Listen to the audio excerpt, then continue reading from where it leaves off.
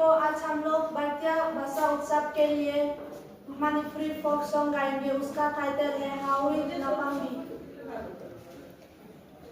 Haurit napangbi naman kawita dabi. Haurit napangbi naman kawita dabi. Napana kawi kum dabi. Ya hoy hoy ya hoy hoy ya ta hoy hoy. Napana kawi kum dabi.